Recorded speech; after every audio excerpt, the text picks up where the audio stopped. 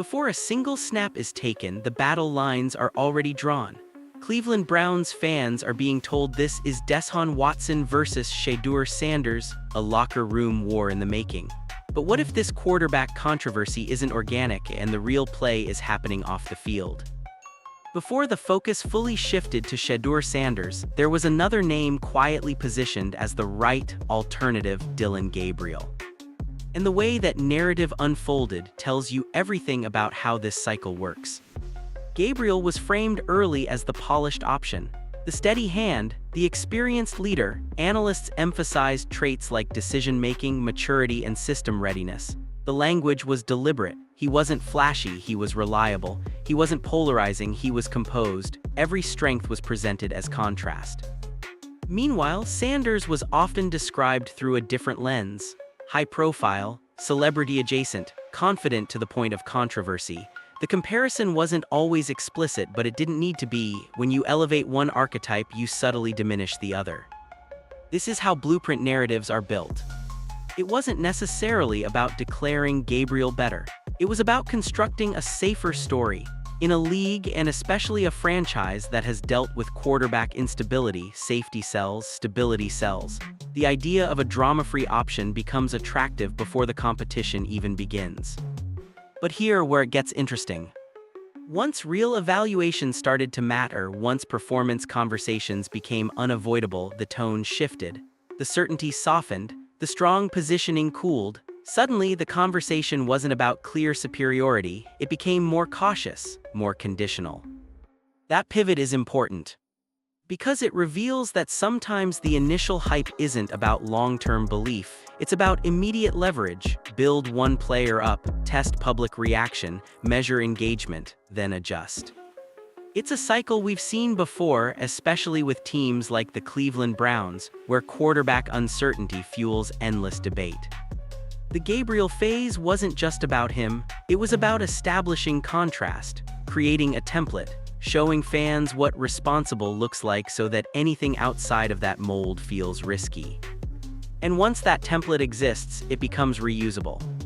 Today it's Gabriel as the stabilizing alternative, tomorrow it's someone else. The mechanism stays the same: define the narrative early, frame the traits strategically, and let the audience fill in the rest. That's why understanding this blueprint matters. Because when the spotlight shifts fully to Sanders or circles back toward Deshaun Watson, you start recognizing the pattern, the elevation, the contrast, the pivot. The names change.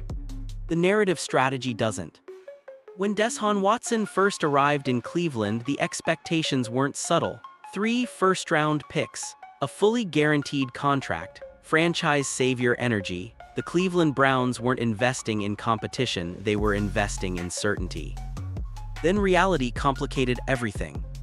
Injuries, inconsistency, off-field controversy, suspension fallout. Suddenly, the tone changed. Analysts who once praised the bold move began questioning the cost. Fans who defended the contract started debating whether it had become a franchise anchor. During his rehab period, the criticism didn't disappear, it intensified. Every public appearance was dissected. Every social media post became commentary fuel. If he trained privately, it was scrutinized. If he traveled, it was criticized. If he stayed quiet, it was called evasive. The narrative shifted from cornerstone quarterback to organizational burden. But here's the fascinating part: narratives rarely stay negative forever. Over time, subtle repositioning began. Phrases like fresh start, healthy offseason, and motivated comeback started appearing. The framing softened. The tone became cautiously optimistic. Analysts who once questioned his viability began exploring redemption angles. Why? Because narratives follow usefulness. If a franchise still carries a quarterback with massive financial commitment, the story must evolve. It can't stay buried in pessimism. There has to be a path forward, at least in theory. And so the rehabilitation arc begins. That doesn't mean criticism vanished, it means the emphasis shifted. Instead of "he's done," the conversation became "can he bounce back?" Instead of "worst contract in football," it became "maybe a healthy season changes everything." That pivot matters because it sets the stage for the current dynamic. If Watson is positioned as attempting a comeback while Shedeur Sanders is positioned as the rising alternative, you don't just get competition, you get storyline tension.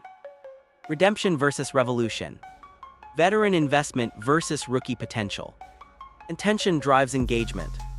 The key question isn't whether Watson can return to form, it's whether the conversation around him is being calibrated in real time, criticism when it spikes, optimism when it's convenient, pressure when it creates debate. Because once you see the pattern, elevate, criticize, rehabilitate, you start wondering whether the quarterback battle is unfolding organically, or whether the story is being shaped long before the first snap. Now we enter the most predictable phase of the cycle, competition season.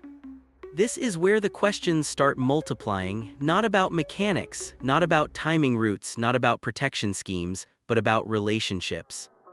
Can Deshaun Watson mentor Shedeur Sanders? Is the locker room split? Who has the respect of veterans? Who's taking first-team reps, and what does it mean? Before either quarterback proves anything on the field, the narrative begins to frame this as a psychological contest. And that framing is powerful because it plants doubt early. Every sideline clip becomes evidence, every facial expression becomes analysis. If Watson speaks confidently, it's called defensive. If he stays quiet, it's called insecure. If Sanders shows swagger, it's called disruptive. If he shows humility, it's called calculated. This is how manufactured competition works. It doesn't require conflict, it creates the perception of conflict. And with a franchise like the Cleveland Browns, a team that has cycled through quarterbacks for decades, the public is already conditioned to expect instability. That history makes any sign of tension feel believable, even if it's exaggerated. Off-season media cycles thrive on this. Training camp needs a storyline, preseason games need stakes, headlines need friction. A clean, drama-free quarterback room doesn't generate daily debate, but a battle does. And the beauty of a quarterback controversy is that it's self-sustaining. If Watson plays well in camp, the question becomes, is Sanders pushing him? If Sanders flashes talent, the question becomes, is Watson looking over his shoulder? If both struggle, the narrative becomes, is Cleveland in trouble again? No matter the outcome, tension survives.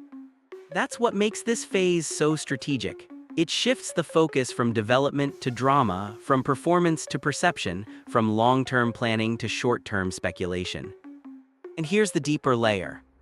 When fans emotionally choose sides early, objectivity disappears. Every rep is filtered through allegiance. Supporters amplify positives, critics amplify flaws. The quarterback room stops being a developmental space and starts becoming a referendum.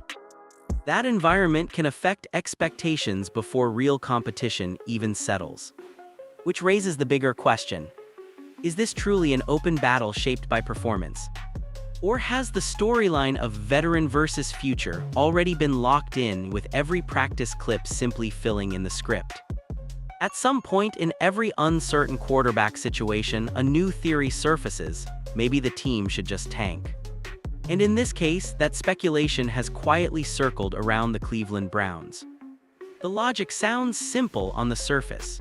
If the quarterback room feels unstable, if the veteran is expensive, if the rookie is unproven, why not reset completely? Why not endure one rough season and position yourself for the next generational prospect? That's where names like Arch Manning inevitably enter the conversation. But here's the problem with the tanking theory. It assumes everyone inside the building benefits from losing. Ownership doesn't benefit from empty seats. Coaches don't benefit from intentional regression.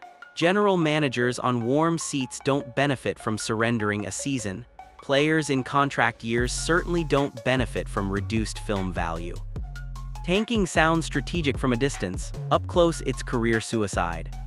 Head coaches rarely survive deliberate collapse. Front offices don't get extensions for long-term hypotheticals. Even in rebuilding phases, organizations sell hope, not surrender. Especially in a city like Cleveland, where patience has already been stretched by decades of quarterback turnover. And this is where the tanking narrative becomes more interesting than realistic. It creates leverage pressure. If fans start believing the current roster isn't good enough, urgency builds. If urgency builds, every quarterback mistake feels catastrophic. If mistakes feel catastrophic, calls for drastic change grow louder. That pressure can destabilize evaluation. Instead of asking, "Is this quarterback developing?" the question becomes, "Should we scrap everything?" It shortens timelines artificially. And here's the deeper layer: tanking talk amplifies division. Supporters of Deshaun Watson may argue that a healthy season proves the investment right. Supporters of Shedeur Sanders may argue the future should begin immediately. Meanwhile, tank advocates argue neither matters, that the real prize is someone else entirely. Now you don't just have a quarterback battle, you have three directions pulling at once. Win now with the veteran. Transition to the rookie. Blow it up for a future draft savior. But organizations rarely operate in three timelines simultaneously. Eventually, a commitment has to be made. The Browns' leadership understands that intentional losing isn't theoretical, it's visible.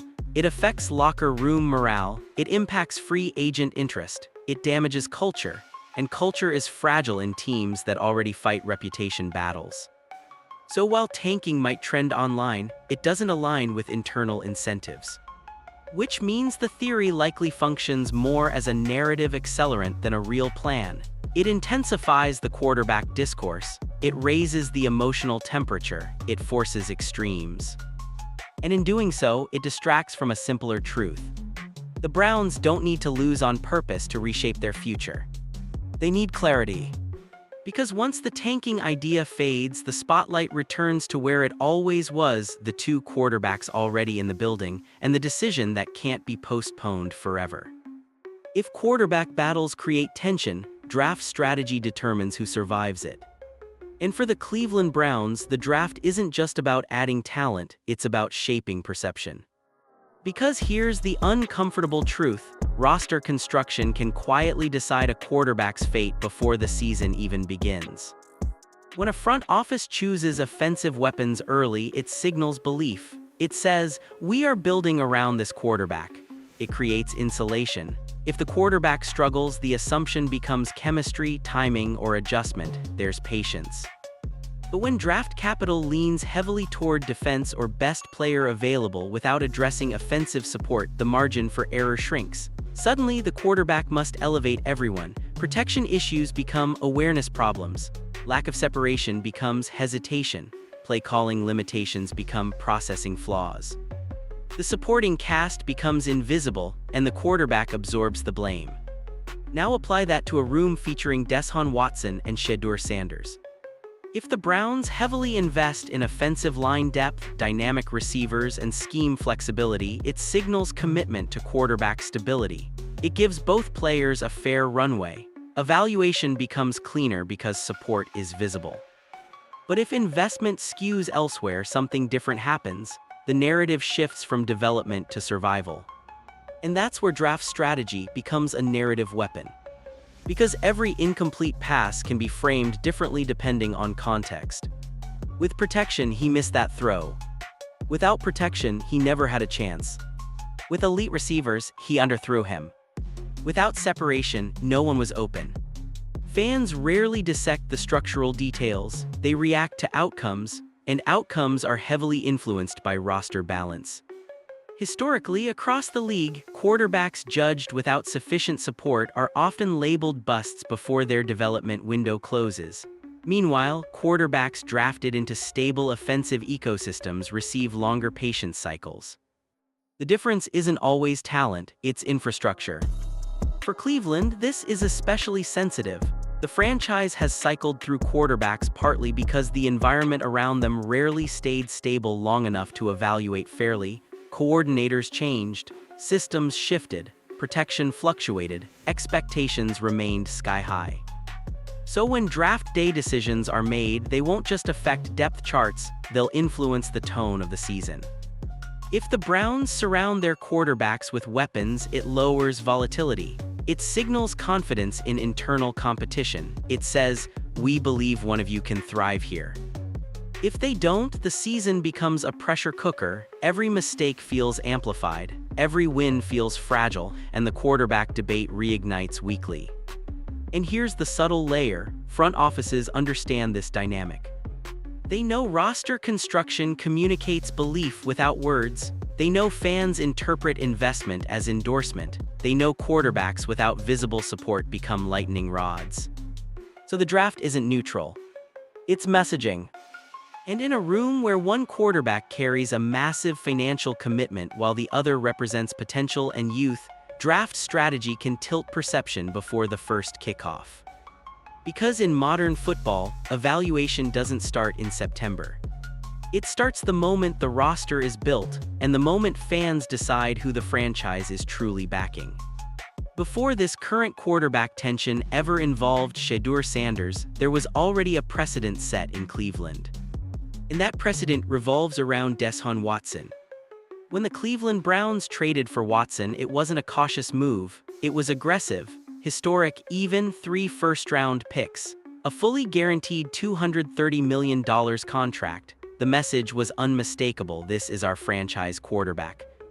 That level of commitment doesn't just change the salary cap, it changes expectations.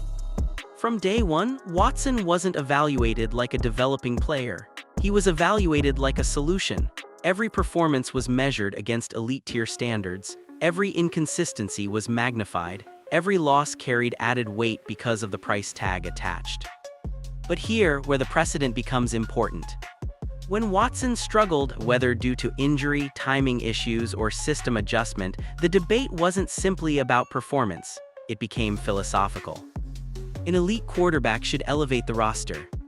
That phrase echoed constantly. The argument suggested that truly elite players transcend circumstances. Weak offensive line, elevate it; inconsistent receivers, overcome it; tough division, dominate anyway. It's a standard that only a handful of quarterbacks in the league consistently meet. Yet at the same time, roster construction in Cleveland wasn't always pristine. Protection lapses occurred, skill position depth fluctuated, scheme changes required adjustment, and still the expectation rarely softened.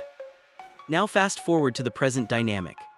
If Shedeur Sanders enters the equation as a potential future option, will the standard remain identical?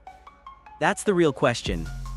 Will the expectation be that Sanders must elevate imperfect surroundings immediately, or will he be granted developmental patience? Will inconsistency be labeled growth, or will it be framed as limitation? Because Watson's tenure established a measuring stick, whether fair or not. When a franchise commits that heavily to a quarterback, it resets internal benchmarks. Fans internalize the price tag, media internalizes the gamble, and every subsequent quarterback conversation gets filtered through that lens. There's also the financial gravity to consider. A fully guaranteed contract doesn't disappear easily. It limits flexibility. It forces long-term planning around sunk cost, and that reality shapes narrative framing. If Watson plays well, the story becomes validation. If he struggles, the contract resurfaces in every discussion. If Sanders flashes promise, comparisons accelerate immediately. The precedent ensures that no quarterback evaluation happens in isolation. And this is where the tension deepens. Watson was brought in to end instability. If instability resurfaces, whether through competition, injury, or inconsistency, it doesn't just reflect on performance, it reflects on organizational judgment. That's heavy. It means this isn't just a quarterback battle, it's a referendum on decision-making, on investment philosophy, on whether the boldest move in franchise history ultimately stabilized or complicated the future. And because that precedent exists, every snap moving forward carries layered meaning. For Watson, it's about proving the investment still holds value. For Sanders, it's about proving the future doesn't need to wait. For Cleveland, it's about escaping the cycle that defined them long before either quarterback arrived. The precedent guarantees one thing: neutrality is impossible. Every throw will be compared, every stat will be contextualized, every storyline will reference the gamble that reshaped the franchise. And that makes this quarterback situation far bigger than depth chart order. It's about whether the Browns finally found their answer, or whether they're still searching, just at a much higher price. The moment the $185 million overseas contract rumors surfaced, the story stopped being just about talent. It became about control. It became about optics. And it became about power: who has it, who's losing it, and who's quietly shifting the entire landscape behind the scenes. For years, Deshaun Sanders has built his brand on visibility. Prime time doesn't move in silence. He moves with cameras rolling, headlines flashing, and narratives carefully shaped. From Jackson State to Colorado, every step has been about controlling the message as much as controlling the field. So when reports connected Shedeur Sanders to an eye-popping international offer, the biggest question wasn't the money. It was, who's steering this ship? Because here's the reality: a move like that isn't just a contract, it's leverage. If Shedeur even entertains the possibility of stepping outside traditional NFL pathways, that shifts negotiating dynamics immediately. Front offices pay attention, agents take notes, sponsors start recalculating. A global offer, especially one attached to a developing international league, signals that American prospects now have options, and options create power. But optics matter just as much as reality. From the outside, fans see dollar signs and assume loyalty is being tested. Critics frame it as distraction. Supporters call it smart business. Meanwhile, the Sanders brand remains front and center in every conversation. That's not accidental, that's positioning. Control in modern sports isn't just about playbooks and depth charts. It's about narrative management, social media timing, strategic silence, selective leaks. Whether the offer is concrete or exploratory, its presence alone creates urgency in other boardrooms, and urgency increases value. There's also generational power at play here. Deshaun built his legend in an era where the league dictated terms. Today's stars operate differently. Nil deals reshaped college athletics. International money flows differently. Global audiences matter more than ever. If Shedeur explores global markets, he's not abandoning the system, he's expanding it. And that's where the power dynamic shifts subtly. Because if a player can command life-changing money without waiting for draft night, the traditional hierarchy weakens. Teams no longer hold exclusive leverage over a young quarterback's future. The athlete becomes the enterprise. The optics, though, are delicate. Too aggressive and critics scream distraction. Too quiet and rumors spiral. That balance between confidence and control is where this story truly lives. Every public reaction, every sideline camera shot, every cryptic social media post becomes part of the chessboard. And whether intentional or not, the Sanders camp understands something most don't. Attention is currency. Right now, the spotlight isn't just on performance, it's on possibility, and possibility is powerful. If this contract talk forces NFL decision-makers to accelerate evaluations, reconsider projections, or sweeten future opportunities, then the strategy, rumor, or reality already accomplished something. Control the narrative, shape the optics, accumulate leverage. That's power. And whether this deal materializes or fades into negotiation history, one thing is certain: the Sanders brand isn't reacting to the market. It's testing it. In the end, rumors don't change legacies, contracts don't throw touchdowns, headlines don't win championships. The only thing that truly ends the noise, the speculation, the criticism, the debates about money, loyalty, and leverage is performance. Right now, Shedeur Sanders is standing at the intersection of hype and expectation. The reported $185 million overseas buzz, the whispers about alternative leagues, the constant media microscope, all of it creates heat. But heat alone doesn't define a quarterback, production does. And that's where the story simplifies. Because when the ball is snapped, none of the narratives matter. Not the international contract chatter, not the social media debates, not the financial projections. It comes down to reads, timing, pocket presence, decision-making under pressure. It comes down to leadership in the huddle and composure when the pocket collapses. That's the only language the game respects. For all the conversation about leverage and power dynamics, the reality is this: sustained greatness erases doubt. If Shedeur dominates on the field, the noise becomes background music. If he wins at the highest level, every rumor transforms into proof of his value. If he struggles, the same rumors become ammunition for critics. That's the burden of visibility. His father, Deshaun Sanders, understands this better than anyone. Deshaun built his legend not just through charisma but through undeniable performance. Flash attracted attention. Production demanded respect. You can market confidence all day, but you can't fake elite play when the lights are brightest. And that's the final filter. In modern sports culture, narratives are manufactured instantly. One report sparks 1,000 reactions. One rumor creates a week of content, but football remains brutally honest. Film doesn't lie. Stat sheets don't spin stories. Scoreboards don't negotiate. The only thing that quiets critics permanently is execution. If Shedeur steps onto the field this season and elevates his game, sharper reads, quicker decisions, stronger late-game drives, the money talk becomes secondary. Instead of asking whether he should explore global markets, analysts will ask how high he rises in draft projections. Instead of debating loyalty, they'll debate MVP ceilings. Performance reframes everything. And here's what makes this moment fascinating: pressure can either fracture or forge. The weight of expectation, especially with a famous last name, is relentless. Every incompletion becomes a headline, every misstep becomes content, but adversity also sharpens focus. The great ones embrace the scrutiny. They don't run from the spotlight, they absorb it. They let it fuel preparation. They turn criticism into repetition, extra film study, extra reps, extra accountability. Because in the end, the conversation only changes when the results change. That's why the real answer to all the speculation is simple: play. Not posts, not press conferences, not projections, play. If Shedeur throws for 4,000 yards, leads game-winning drives, commands the locker room, and proves he can translate talent into consistency, the noise won't just fade, it will flip. The same outlets questioning decisions will celebrate foresight. The same critics will pivot to praise. Success edits history. And if there are setbacks, if growth takes longer than expected, then the noise continues. That's the nature of high-profile athletes in the digital era. Visibility magnifies everything.